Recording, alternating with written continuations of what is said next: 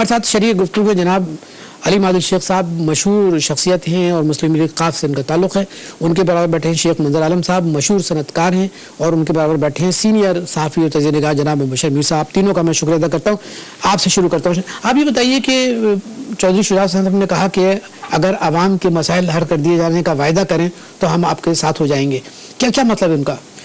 साहब शुक्रिया। सबसे पहले तो इस जुमले की गहराई में जाइए, इसलिए कि मुझे उस मीटिंग के अंदरूनी हाल भी मौजूद है।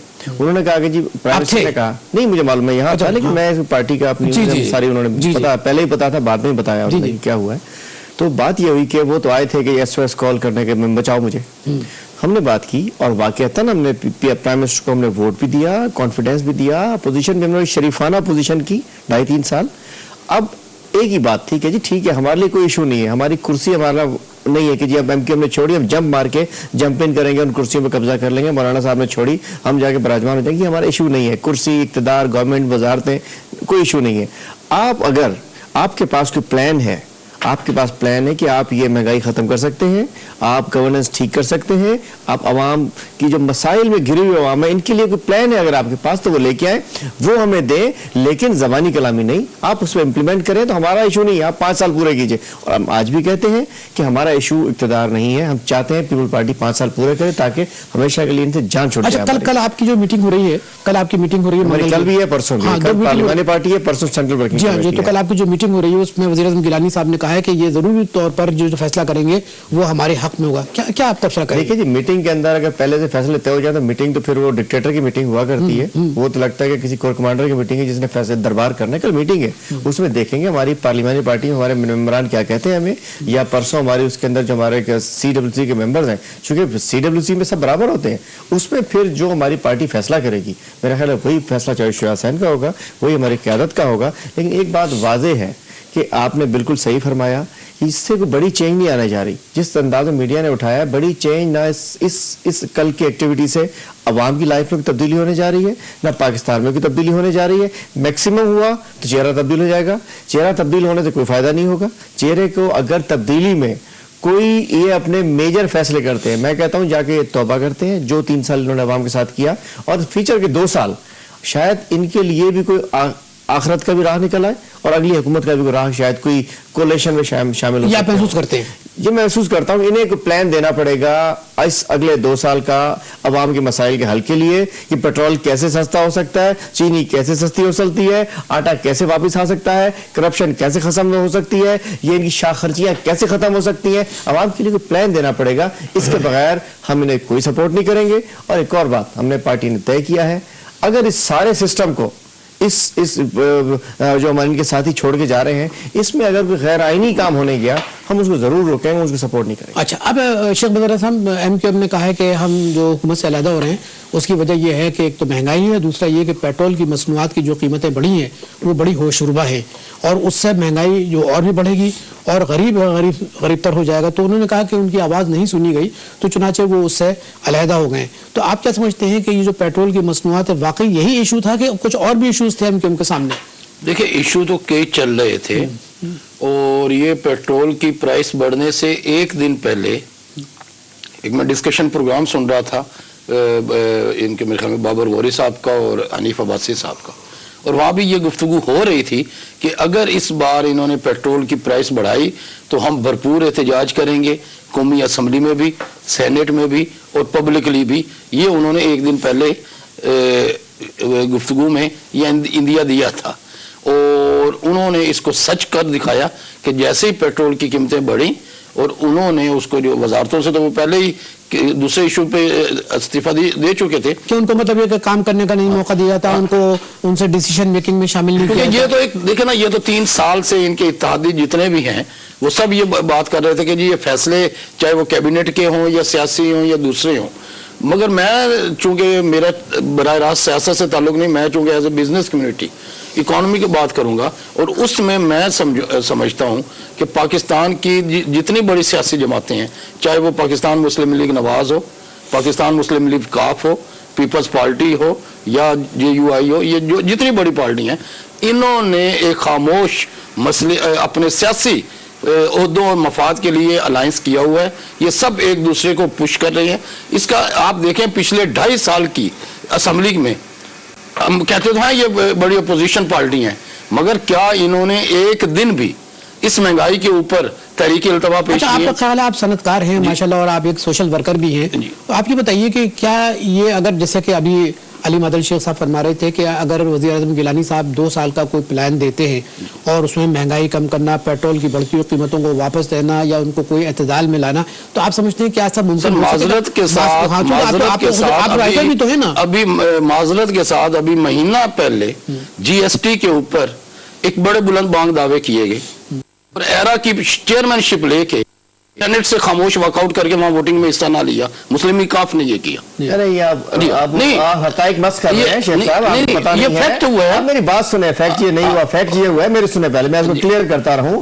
फैक्ट ये है कि उस मीटिंग में सबसे पहले तो CCI की मीटिंग में शहबाज शरीफ साहब ने उस पर साइन किया था, GST होना चाहिए। हम तो इसके खिलाफ थे कि ये सिरे से होना ही नहीं चाहिए, अमेंडमेंट्स के खिलाफ नहीं, इसको होना ही नहीं चाहिए। इसहाक डार वगैरह साहब ने जब स्टैंडिंग कमेटी, फाइनेंस कमेटी में उस पर उन्होंने तजावीज मुरतब की थी। हमने तो कहा था कि इस पर डिस्कशन नहीं होनी चाहिए, इसको रद्द किया जाए। इसको जब उन्होंने वोटिंग कराई तो टेक्निकली अगर उस वोटिंग का पार्ट बनते तो हम उसका हिस्सा तस्वुर होते। हमें लगता है आप मुखालफत करते। मैं देखे मनी बिल था उसको पास नहीं। देखिए मैं तो ये कह रहा हूँ कि ये गलत, मैं तो ये कह रहा हूँ, देखिए यहाँ ना मैं मुस्लिम लीग की वकालत कर रहा हूँ ना मैं तो जो तिजारती इश्यूज के ऊपर, जो इकोनॉमिक इश्यूज के ऊपर बात हो रही है इस वक्त महंगाई, इस वक्त जो महंगाई अच्छा महंगाई कम हो सकती है।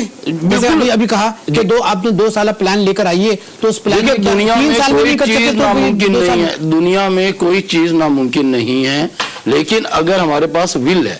मुझे अभी 2.5-3 मैंने ये कहा है कि हमारी तमाम पॉलिटिकल पार्टियां, मैं किसी का बगैर नाम लिए कह रहा हूं कि नाम मिले तो क्या है, बैठे हुए इतने बच्चे बोलने वाले, कोई अगर इनके पास विल होती, जैसे देखे कराची को, जहां मैं तारीफ करता हूं कराची को पिछले 50 साल में इग्नोर किया गया, मगर पिछले 5 साल में शहरी गवर्नमेंट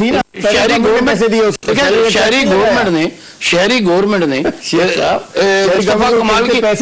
एक मिनट मैं मुबशर में आता हूँ, मैं अब दोबारा आपको बताता हूँ। बात इसलिए इस वक्त टेम्परेचर बढ़ रहा है और फिजा का भी टेम्परेचर इतना ही है। आप मुझे बताइए कि मुस्लिम लीग नून के रहनुमा जनाब चौधरी निसार साहब ने कहा कि हम हुकूमत को गिराएंगे भी नहीं, लेकिन इसके गिरने का सहारा भी नहीं बनेंगे। तो ये जो मुबहम अल्फाज अदा किए जा रहे हैं, इसका क्या मकसद है? आज उन्होंने प्रेस कॉन्फ्रेंस की ना, मीडिया से बात की। जी आगा साहब बहुत शुक्रिया। मेरा ख्याल है कि जो पहली बात है कि पाकिस्तान की पार्लियामेंट में इस वक्त जितनी पार्टियां हैं वो किसी न किसी तरह इक़्तिदार में है और ये 3 सालों में कोई भी डिलीवर नहीं हो सका। अवाम के मसाइल जिस तरह बढ़े हुए हैं वो यकीनन उसी तरह। अच्छा, मैं इस बात से इत्तफाक नहीं करता कि वो वज़ीर आज़म कोई प्लान लाएंगे तो फिर उसके ऊपर अमल दरामद होगा और फिर पार्टियां उसका साथ देंगी। मुझे लगता इस वक्त ये है, एक तो वैसे ही वज़ीर आज़म के लिए जो है वो अखलाकी तौर पर जरूरी हो गया है कि वो एतमाद का वोट लें। 160 सीटें अगर वो नहीं लेते और अगर वो नहीं लेते तो इस बात का भी कभी इम्कान है कि कोई आईनी पिटीशन भी उनके खिलाफ दाखिल हो सकती है। सेकंड तैयारियां हो रही हैं, जिसकी तैयारियां हो रही होंगी यकीनन। और तीसरी बात ये नजर आ रही है कि फजलुर रहमान साहब, MQM और काफ लीग ऑन वन पेज कि इनके दरमियान जो है एक खुफिया मुआहदा जो है वो यकीनन लगता है। अच्छा, वो खुफिया मुआहदा क्या है? वो यही होगा कि मसलन के आप इस वक्त जो है वो हुकूमत से ये अलहदा ही रहेंगे, हुकूमत की सपोर्ट। जैसे आपने चौधरी शुजात साहब का बयान बताया, ऐसी शर्त रखी जाए, देखिए ऐसी शर्त रखी जाए। चौधरी निसार का भी तो बयान देखिए ना कि हम हुकूमत, देखिए एक आगा साहब एक और बात है, जो मुस्लिम नून के रहनुमाओं के बयान अभी तक आए हैं वो हुकूमत के अगेंस्ट ही आए हैं। इसका मतलब है कि मुस्लिम नून के अंदर भी एक अच्छा खासा पीपल्स पार्टी के खिलाफ प्रेशर ग्रुप मौजूद है। आलिम शेख साहब आप बताइए, मैं इनके पास दोबारा आ रहा हूँ।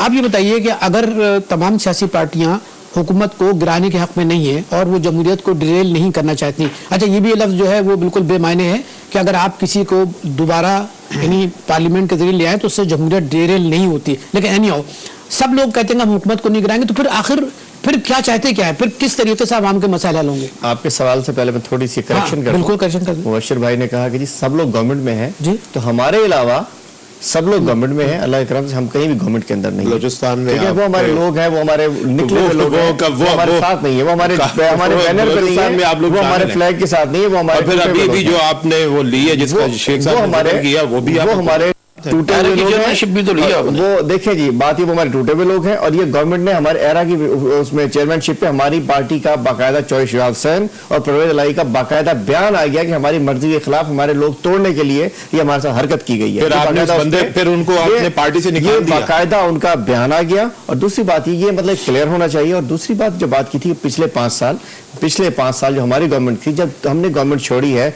उस वक्त फॉरेन डेट्स और लायबिलिटीज थे, वो थे तकरीबन सिर्फ कोई 40 बिलियन, अब 56 बिलियन पे बढ़ के जब पहुंच चुके हैं। तो अल्लाह कर में डॉलर कहाँ था, स्टॉक कहाँ था। मगर मेरा सवाल है, आप अच्छा, मैं आपसे एक सवाल कर रहा हूं, आपके अब जवाब पे आता हूं। जो आपने कहा कि सब लोग कह रहे हैं कि इसको नहीं गिराते, हाँ। उसकी सूरत हाल 2-3 वजूहत है। हाँ। सबसे पहले तो एक सीधी सी बात जो सियासतदान की होती है कि यार मैं इसको तब गिराऊं जब मैं हुकूमत में। हाँ, मैं एक देसी बात बता रहा हूँ आपको, जो कह दिया यार मैं अगर सीट पे है, मैं आगा साहब को अगर मैं एंकर बन सकता हूँ तो मैं आपको कोशिश करूंगा कि यार मैं सीट पे, लेकिन अगर मुझे मैं कैपेबिलिटी नहीं कि मैं आपकी एंकर बन सकता हूँ तो मैं कहूँ ठीक है, मैं इधर ही बैठा हूँ, ठीक हूँ। हमारे पास तो इतनी ताकत नहीं है कि हमारे गवर्नमेंट में आ सके। अब अगर ये जाते हैं, नून आती है, तो नून ने पंजाब में डिलीवर कर दिया। पंजाब में कितनी बैड गवर्नेंस है, पंजाब में कहाँ करप्शन नहीं है, पंजाब में क्या पोजीशन है, पुलिस गर्दी हो रही है, चित्रौले हो रही है। तो ये देखे ना, सीएम के पास 3 मिनिस्ट्री हैं, उनके पास हेल्थ भी उनके पास, एजुकेशन भी उनके पास, होम भी उनके पास। अब बात यह है कि क्या उनके पास लोग नहीं है क्या?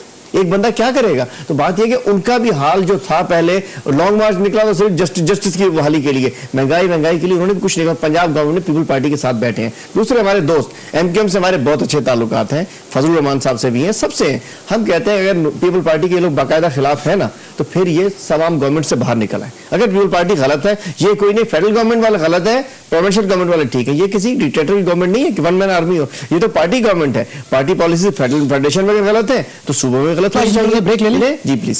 फातिल साहब थोड़ा सा ब्रेक लेते हैं, ब्रेक के बाद ये गुफ्तगू जारी रहेगी। सबसे अहम सवाल ये है कि सियासतदान जो हैं वो ये कह रहे हैं कि जो हुकूमत है नाअहल है, बल्कि चौधरी निसार ने कहा कि ये करप्ट हुकूमत है और करप्ट लोगों पर मुश्तमिल है। इतने बड़े संगीन जुमले कहने के बाद आप ये जुमले अदा कर रहे हैं कि हम हुकूमत को गिरने नहीं देंगे और ना ही इसका सहारा बनेंगे। ये बम जुमले आप क्यों अदा कर रहे हैं और आपका बुनियादी मकसद क्या है? आवाम को क्यों आप धोखा दे रहे हैं?